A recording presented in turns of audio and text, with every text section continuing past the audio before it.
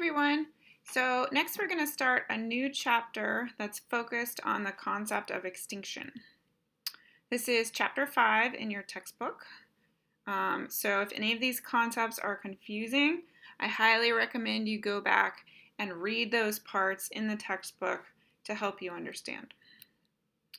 So extinction, we're all familiar with this concept, having learned about dinosaurs since we were kids.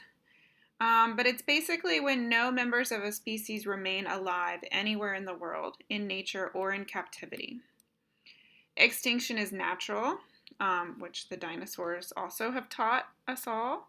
And we know that about 99.9% of species that have ever lived are extinct. The current problem is that the rate of extinction is accelerating. It's speeding up, and more species are going extinct over a short period of times than they have in the past.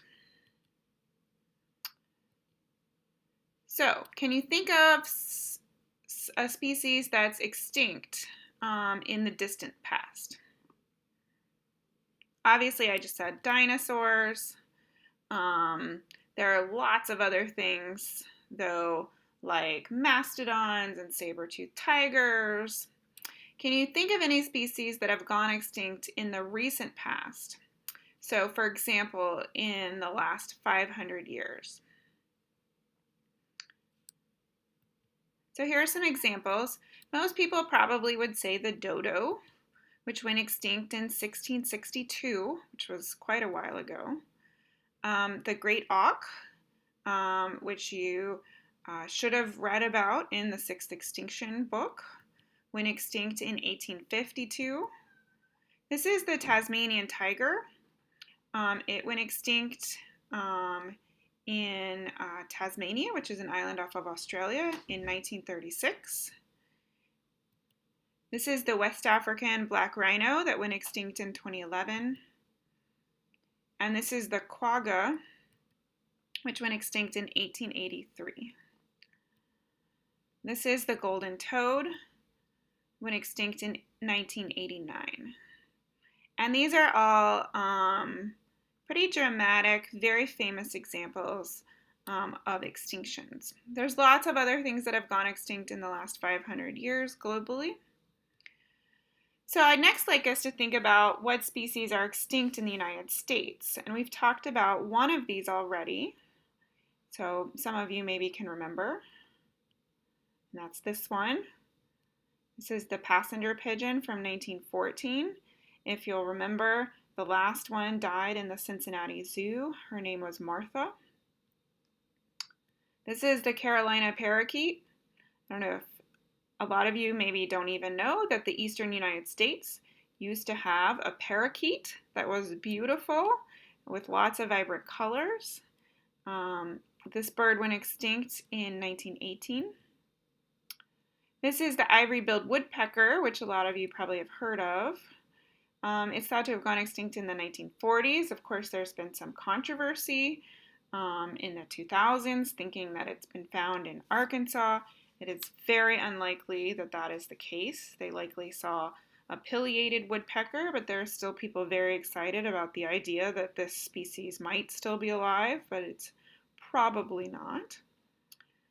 This is the heath hen that went extinct in 1932. And the IUCN lists 275 species, 38 plants, 135 mollusks, mostly land snails, 45 insects, 4 crustaceans, and 53 vertebrates, mostly birds and fish. So there are different forms of extinction. So extinct is what you normally would think of when an organism is not found alive anywhere in the world, despite extensive searching. To officially declare something extinct requires quite a few surveys and a lot of effort. It's hard to tell if something's not there. If you see something and it's there, it's easy to know that it still exists. But how many times do you need to search an area to be sure that it doesn't exist? It's much more difficult.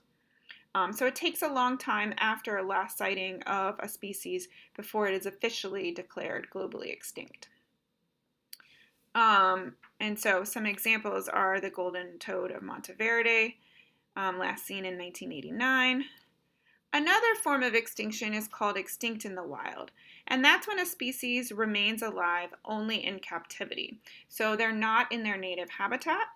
They are only in zoos, aquariums, botanical gardens, something like that. An example of this is the Panamanian golden frog, which was last seen in the wild in 2009, but there are individuals kept in zoos. Another word you need to be familiar with is extirpation or extirpated. And that's when a species no longer occurs in an area where it did historically, but still occurs elsewhere in the wild. That's called local extinction as well. So global extinction means it doesn't occur anywhere in its native habitat.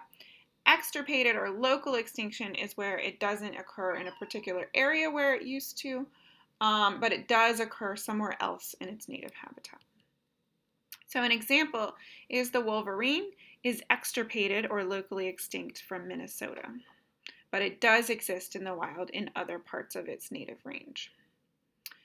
There's also functional or ecological extinction, and that's when a species persists in such reduced numbers that its effects on the ecosystem are negligible. And an example of this is the American bison. They still exist, but they don't range and change grassland ecosystems like they did historically. None of them are free-ranging. They all exist within more limited enclosed areas.